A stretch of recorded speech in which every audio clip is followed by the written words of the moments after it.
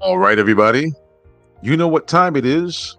The Real Talk Sports Show is coming up right now.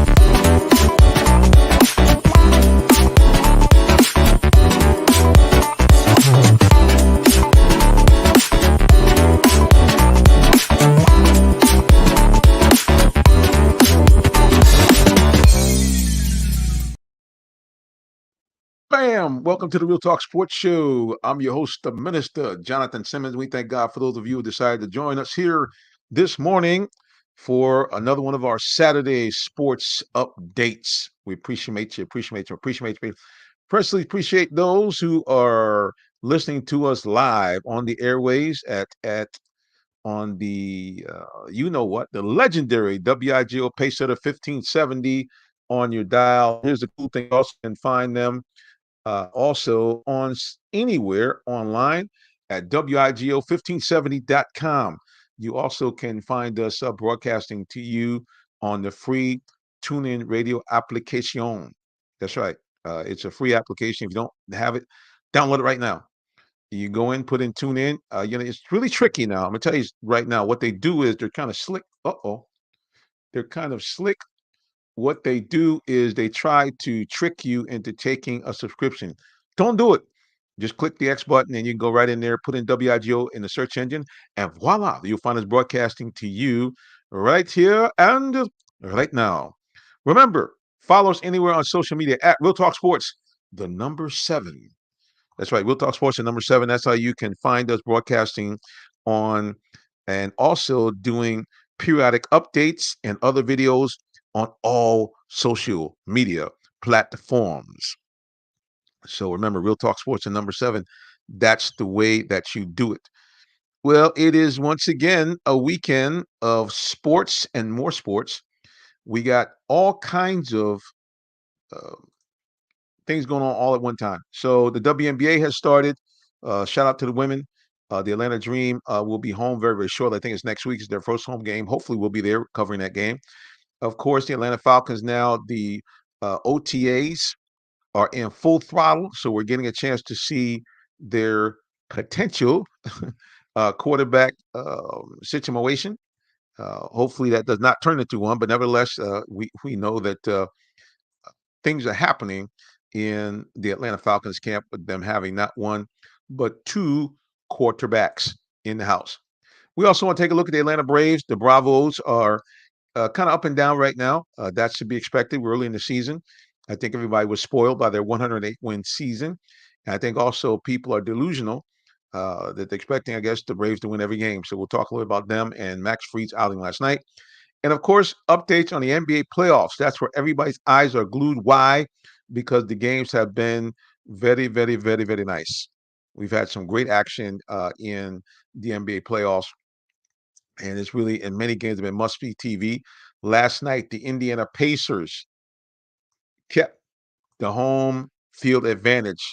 They did not get eliminated after getting blistered in Game Five by the New York Knickerbockers. They have tied the game last night with a big win themselves at home. Raucous crowd in Indianapolis, as again the Indianapolis Pacers uh, took the Knicks to task, beat them 116 to 103. They actually had a 20-point lead late in the game. And for this game, really was a case of the Knicks being shorthanded. They have a couple players that are out. But nevertheless, they were really kind of stayed in it for the most part until late in the third, early in the fourth. The game got away from them.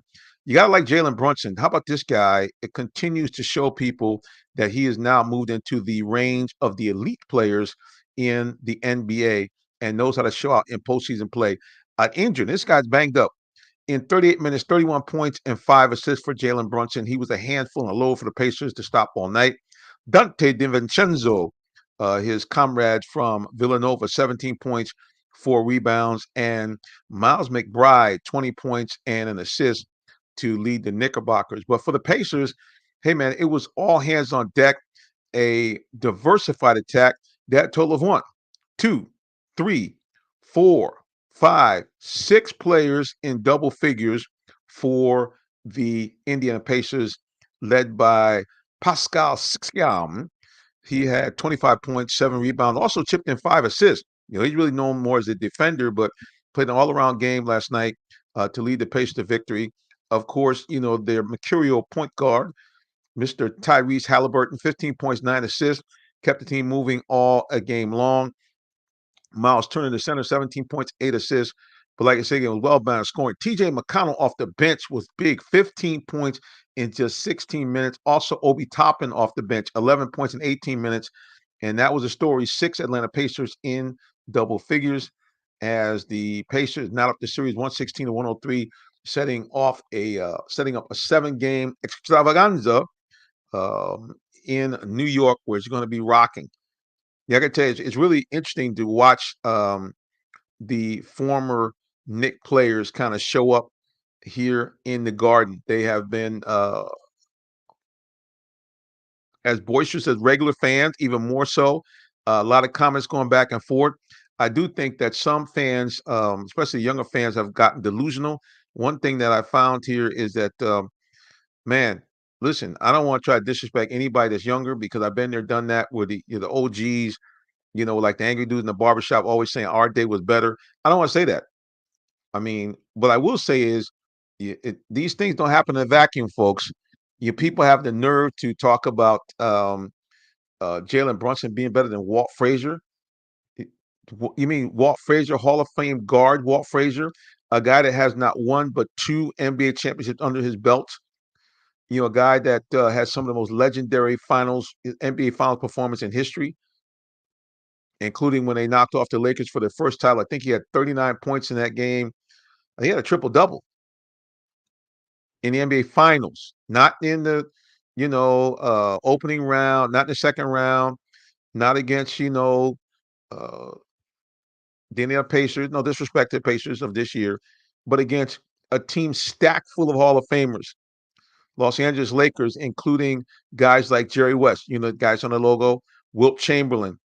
All these guys were all on this team that Walt Frazier helped knock off. And then came back a few years later and teamed up with another Hall of Famer, Earl Monroe, and won another title. So this idea that Jalen Brunson somehow now, because he's had a couple of good years in postseason, is now on the equivalent of Walt Frazier. Come on, people. Do your homework. Okay. Let's not be delusional, folks. We got to make sure that when we are speaking about sports, that do some history. Look back, take a look. Don't just think that your day is the best day. Put it in perspective and remember that there were other people that balled out before you got here. And same thing with me. I mean, don't be wrong. You've heard me come on this broadcast and say, hey, that Anthony Edwards is doing air quotes Jordan-esque type things. And what I mean by that is that his ability to not be stopped when he really wants to score, really wants to do something, reminds me that also his defense has been absolutely spectacular in a lot of these games. And so it kind of gives me that flavor, Jordan being able to dominate on both ends of the court, making key plays both offensively and defensively, and especially in tough moments, looking like I say, he can't be stopped. I mean, seriously. But again, am I saying he's the next Michael Jordan? Not so fast, Shemi. Not yet. Not yet. Give him, a couple of championships. I know he's only 22, so he's starting his ascent maybe a little bit younger than Jordan. But at the end of the day, He's got that look. He's got that confidence. He's got that swag, and he's got the talent to dominate in a way I've not seen on both sides of the ball, especially at that position being an off guard since the man himself, Michael Jordan. No disrespect to Dwayne Wade. We don't want to forget him. But Dwayne was not as dominant defensively as Mike was. But like I said, Anthony Edwards is showing he got some of that substance. Also in the NBA playoffs, we have other series that are also, you know, epic. You look at the Mavericks; they're going to be playing um, against the Thunder. They're up 3 games to 2. Thunder needs to win their game at Game 6 to continue on the series.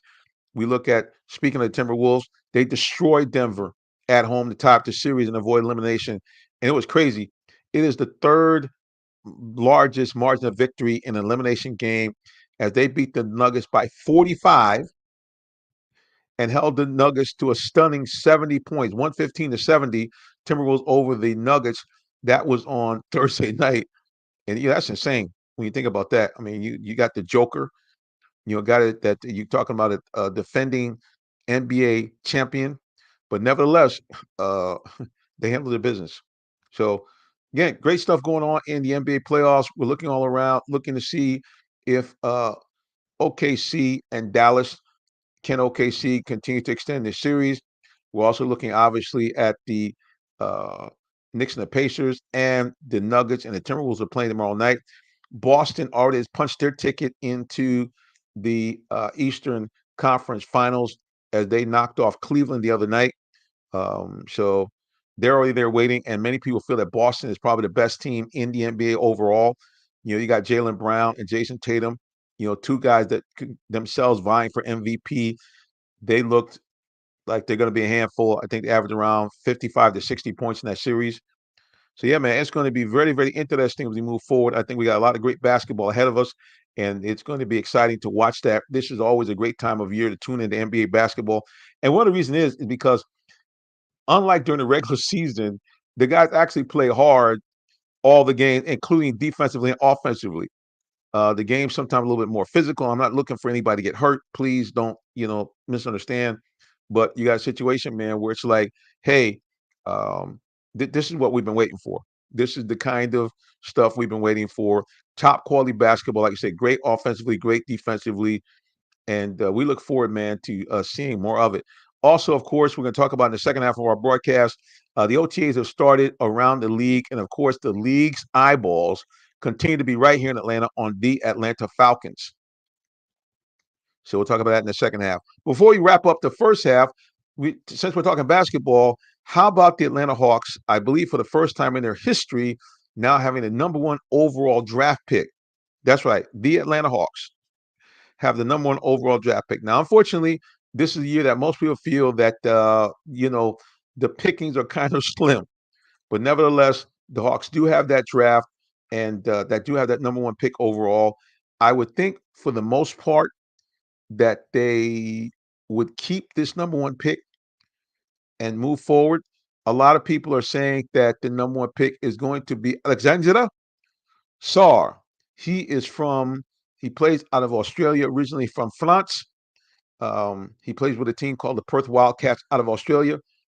He is a forward center, and he is something that the Hawks have lacked for a while: size and height. Um, Sarr is 7'2". Some people say 7'1". He's a little scrawny. He's only 216 pounds. So I think he's going to have to bulk up a little bit. But they do say that he is a guy that should be able to add some defense. Okay. Definitely add some defense to the Hawks. They say he is definitely a rim protector at his height. He's got great length, obviously, the long arms.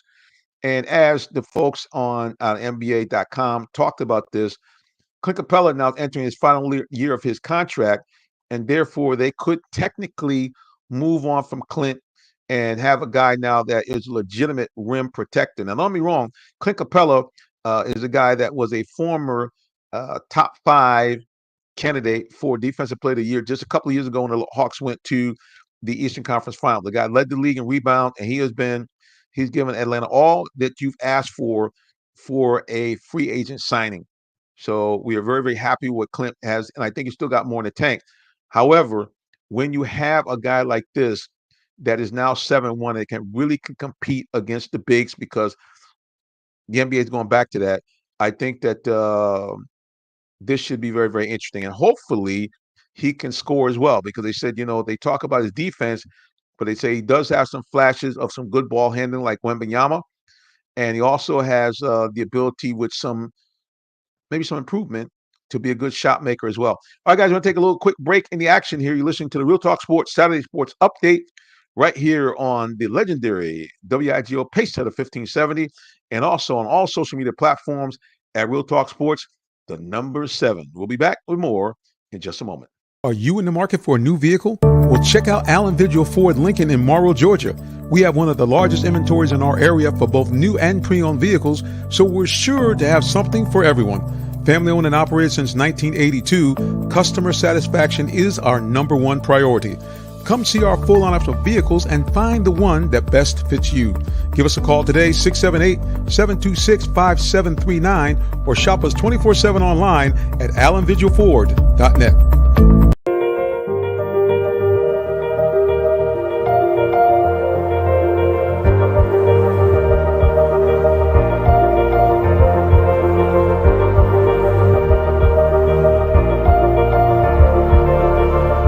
Coming up next, it's the Real Talk Sports Show, bringing you great sports talk with perspective. Now, here's our host, Jonathan Simmons. Back here, guys. Thank you so much for tuning in to the broadcast on, like I said, the legendary WIGO Pacesetter 1570. Also on all social media platforms at Real Talk Sports, the number 7. Well, we're going to wrap the broadcast up. Our second half, we're going to talk some football. And of course, like I have mentioned for the last couple of weeks, all eyes have been right here in the ATL on the Atlanta Falcons, as for many people, unless you've been in a cave somewhere, they shook up the world a few weeks ago and made the move to bring in Michael Penix Jr. Now, Michael Penix Jr. is an outstanding quarterback prospect, but a lot of people pointed out, said, we just paid a whole lot of money for a quarterback. Why do we need at that position? Why, in fact, did we draft a QB? And so, like I said, all eyes have been on Atlanta here. And now that the OTAs have started, I have not been able to chance to get out there because I'm a working man. I got regular jobs, so I got to go out and work. And I've not been able to get out there and see Penix or Kirk Cousins with my own eyes. I will say this, from all the clips I've seen, first of all, good news. Kirk Cousins seems like his post-ACL recovery is coming along quite nicely from what I can see. He really appears to be moving okay. I don't see any limping, which God forbid we would see that at this point in his healing process. Seems to be doing all the things you would expect as a guy that is almost ready to get back out there and play. The other cool thing about Kirk Cousins, they mentioned that he took basically his wide receiver group and tight ends down to Florida and did some bonding, did some going over the playbook. So he's doing all the types of things that you would want from your starting quarterback to get a team ready to play with high efficiency on the offensive end. Now, on the other hand, like I said again, we can't ignore the fact that the Falcons did draft at number 8, outstanding quarterback prospect. A lot of people who watch this program, that I talked about Michael Penix as being a guy that was a top 3 quarterback. I thought that this young man, from what I saw, was actually going to lead Washington to the national title. He fell just short against a dominant Michigan team that went undefeated for the season, 15-0, but no shame in the game at all. Like I said again, it was just this guy can sling it, and all the stuff that I've seen so far with him has been him. Just like I said, what I've seen with Michael Penix is this: the guy, his arm is premier. Okay, this guy has got a gun, slings it, ball comes out fast. Uh, Seems to be very accurate. Again, these guys are throwing 8 and 10 yard outs. So we've not seen yet the big downfield throws. These guys are not in pads. But again, his history, his body of work in college football and what we saw in the college football playoffs, this young man's the real deal. And now, after the fact, now the Falcons have drafted him, many people talk about, him being a player that was, in fact, one of the best quarterback prospects out there. Before everybody was feeling some kind of way, saying all kind of stuff. But, now people are like, hey, you know what? This guy is, he's legit. He got an arm. He's a prospect that many people felt, like I said again, was a top 3 prospect. So, at the end of the day, I think Michael Penix is going to be a great asset to the Falcons. I mean, now, don't be wrong. I'm not hoping they're going to use him right away because, again, you've just paid Kirk Cousins a lot of money. So certainly, you don't want to be in a situation where you're bringing this guy on and you know you you can't use him because 100 plus 80 million, $180 million total contract deal, probably about 100 million the first couple of years is a lot of money. But I will say this: a lot of people have heard me say that I think that the Falcons moves that they made during the offseason had a spiritual overtone to them. He said, "Minister, you going crazy?" No, I'm not. And here's why I say that. The Falcons seem to really be locked in to doing following this format, and I'll put it up on the screen for those of you who are watching. They were looking for 4 things as they drafted and brought in players. Number one, obviously, they wanted good players. They didn't want anybody that was scrubs. They wanted guys that could compete on the field and hopefully impact the team immediately. But right behind that, and maybe on a par with that, they wanted players with a good character. Most of these guys they brought in, they really apparently, from what we can see in their track record and just in the brief times we've seen interviews, they're good guys. Number 3, they wanted players that would be a good fit in that construct. In other words, we want a bunch of good guys that can play well on the field. And then last but not least, the draft picks had a local flavor to it. Several of the guys have ties to the Metro Atlanta area. A matter of fact, the young man, the linebacker they brought in from out of Notre Dame, he actually played at a small Christian high school right in Metro Atlanta. Kirk Cousins, a lot of people don't realize that his wife is from the Metro Atlanta area. And Kirk himself talked about how many of his postseasons, after they got out of the playoffs or sometimes they didn't go to the playoffs at other teams, were spent here in Atlanta. Matter of fact, Kirk said that he was at the NFC Championship game that the Falcons wanted to go to the Super Bowl with his wife and family. So there's no doubt in my mind that the Falcons are looking for a particular type of player, and we've seen that throughout the draft. Now, the question is item number 1 going to be in evidence? And that is, are these guys good players? When I say good players, are they good enough to get the Falcons to where they should be based on the fact they've added a Pro Bowl quarterback? That's right, folks. As much as we want to, the narrative is like, well, he's only won 1 playoff game, blase, blase. The realities are Kirk Cousins, before this ACL, had been consistently amongst the top quarterbacks in the NFL as far as his ratings, as far as his passing yards, as far as his touchdown interceptions, all amongst the best. And he's appeared in 4 Pro Bowls.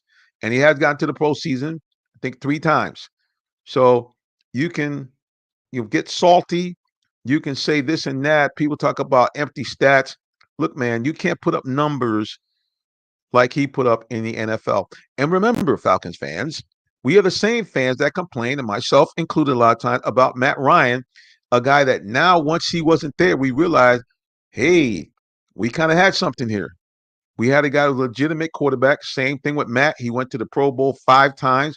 He was an NFL MVP the year we went to the Super Bowl. I don't care what you say he was in Shanahan's system or not. The bottom line, he was the trigger man and was the MVP.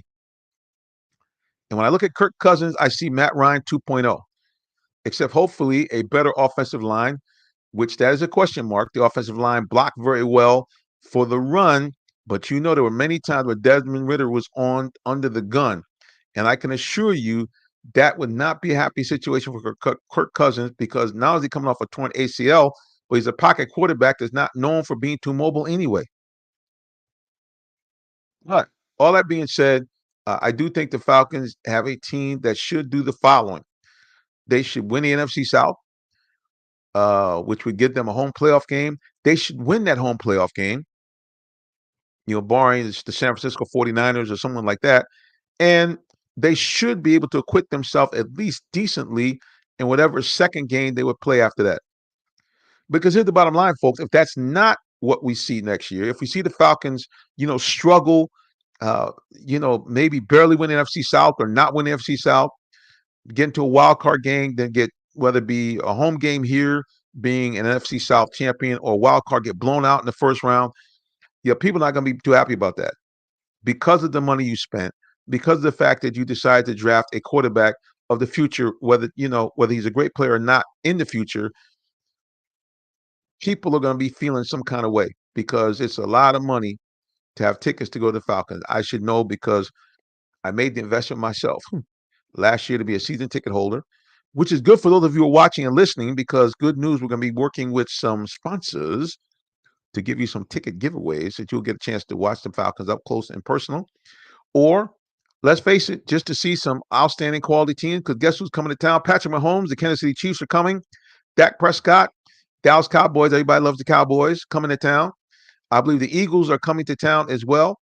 So, and the Pittsburgh Steelers. So there's going to be some great teams to watch the Falcons square off against.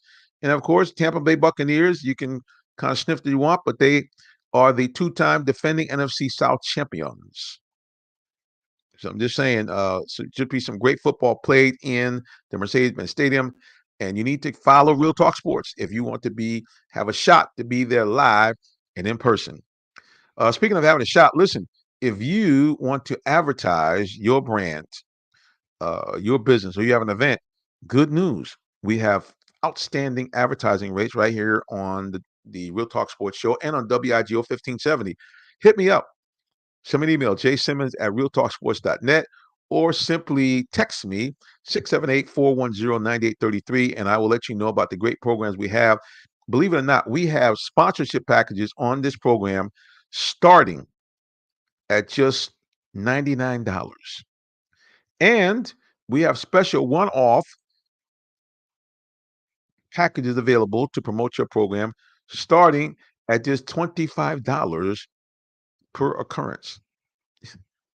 Now look, at those prices there, listen, even if you just want to support good sports talk, you can't beat those prices. Be able to have a spotlight real quick for $25, or to be an actual small business sponsor at $99 starting from, come on now, you know good and well that can't get too much better than that. We are local here in the community. We get back into the community. We do high school football. We also interview high school players all throughout the year in football. And we're just darn nice guys. We don't have a lot of wildness coming on. Ain't talking about strip clubs. We're not talking, shoe modeling organizations. We're not talking about that here. We're not talking about how to get your drink on. Not that I'm saying there's anything wrong with you having a libation from time to time, but we don't promote that here. And you notice when we come on, we try to give you the good news of sports. So if you want to support that, it is a nominal amount. Remember, give me a contact call, 678-410-9833. All right, guys, we got to get off the air here on WIGO 1570. Keep it locked there on the legendary 1570 for more great sports talk. Actually, really more great talk, more great gospel music, and old school R&B. So again, those of you listening right now on WIGO 1570, remember, if you don't know the Lord Jesus Christ, your personal Savior, please get to know him today. You say, what? That's right, because I'm a minister. That's very, very important. All you got to do is repent of your sins and believe in him. And good news, you now have a pathway to a life well lived here upon the earth. And when you leave here, you go to a happy place called heaven and stay away from that nasty place called hell. I don't know about you, but like option number one instead of option number two. All right, until the next time we get back together again, God bless you and have a wonderful rest of your day or evening, whichever may apply. So long and take care.